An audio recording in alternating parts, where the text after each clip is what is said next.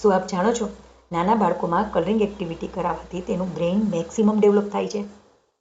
ચાલો સમજીએ તેને સાયન્ટિફિક રીતે. સૌથી પહેલાં જ્યારે બાળકો કલરિંગ એક્ટિવિટી કરે છે ને ત્યારે તેના બ્રેઇનના મેક્સિમમ પાર્ટ એકસાથે સક્રિય થાય છે.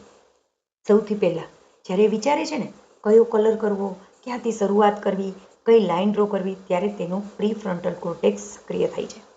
નંબર 2, હાથમાં ક્રેયોન્સ પકડીને કેટલું પ્રેશર આપવું, નાના નાના પાર્ટમાં કલર કરવો, આ દરેક વસ્તુથી તેની ફાઇન મોટર સ્કેલ ડેવલપ થાય છે, જે ભવિષ્યમાં તેને બટન બંધ કરવા, શૂલેસ બંધ કરવી, આવા નાના નાના કાર્યો માટે ખૂબ ઉપયોગી છે.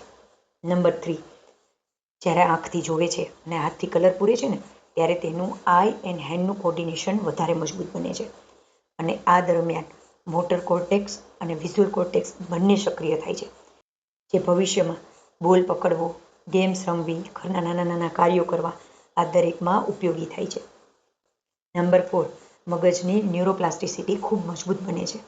Number 5, patience, attention, self control, આવા દરેક ગુણ તેમાં મેક્સિમમ ડેવલપ થાય છે, કારણ કે તેને ખ્યાલ છે ધીરે ધીરે કલર પૂરવાથી એક સારું પરિણામ આવી શકે છે, જે તેને ભવિષ્યમાં હોમવર્ક કરવા માટે, ક્લાસમાં ધ્યાન આપવા માટે ખૂબ ઉપયોગી નીવડે છે.